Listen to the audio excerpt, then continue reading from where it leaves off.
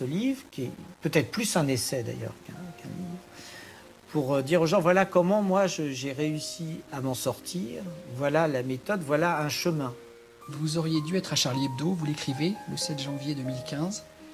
Quand on échappe à un attentat, c'est quoi sa réaction? C'est se dire, moi je suis vivant, ou alors j'aurais dû mourir? Ah, les deux, c'est le syndrome de la culpabilité. Par exemple, les gens du 13 novembre qui devaient aller à tel restaurant avec un ami, une compagne et qui n'y sont pas allés. Ceux qui devaient aller au 14 juillet à Nice et qui ne sont pas allés. Il y a toujours ce syndrome de culpabilité qui a fait. Mais il faut le combattre par le fait qu'il y a la réalité. Et il ne faut pas revenir sur la réalité. Il n'y a pas à avoir de culpabilité, en fait. Vous écrivez « Un attentat a ébranlé ma conscience médicale ». C'est-à-dire que pour vous, médecin, vous sauviez les gens. Et là, vous êtes rendu compte de votre impuissance, parce que c'était un théâtre de guerre.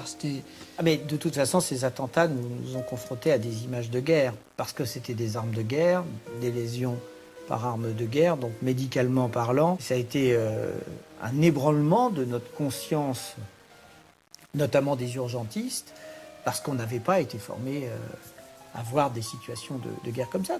Vous dites que vous avez vu quelque chose que vous n'auriez jamais dû voir. Concrètement, qu'est-ce qui s'est passé? Vous avez senti votre corps dégringoler? Vous êtes tombé très bas? Qu'est-ce qui s'est passé? C'est le moment dans le psychotraumatisme où vous avez la confrontation à l'horreur. Et donc, vous avez cette période de sidération où le cerveau, en fait, il y a des mécanismes qui se font au niveau du cerveau qui est complètement déconnecté. Vous ne pouvez plus tellement réagir et c'est là où, en fait, nous devons agir, notamment avec les cellules d'urgence médico-psychologique, pour soutenir ces victimes et les aider dès les premiers instants. Les 6-9 mois après le drame, on tient comme on peut. Quoi, comme un funambule Oui, c'est ça. À tout moment, on se dit... Comme l'équilibriste, etc. Et après, des choses qui m'ont fait beaucoup de bien, qui ont permis de ce que j'appelle les bulles, c'est-à-dire des moments où d'un coup vous ne pensez plus au drame et où en fait vous arrivez à commencer à reprendre un peu de recul, mais c'est long.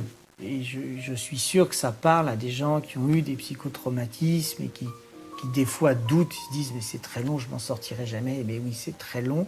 Mais ça finit par aller mieux quelque part sans oublier quoi que ce soit. Vous avez intitulé votre livre « L'instinct de vie ». Pourquoi? On a en soi des ressources insoupçonnées? Ah oui. Quand on a accompagné ces victimes pour rouvrir le Bataclan, on a eu des récits absolument incroyables de gens qui pensaient qu'ils allaient mourir, qui allaient envoyer les derniers SMS et tout, et qui d'un coup se disent non, c'est pas possible. Et ils ont réagi, ils sont sortis. Vous terminez par une note d'espoir, c'est la course, vous recourez à nouveau, je crois, vous couriez beaucoup avec votre ami Charb. Oui, j'ai recouru le semi-marathon cette année, oui. J'ai fait un score épouvantable. D'ailleurs, il vous taquinait. Il disait que j'étais dans la catégorie des hommes enceintes, mais bon, d'accord. Voilà. Merci beaucoup, Patrick. Merci à vous. Merci. Merci.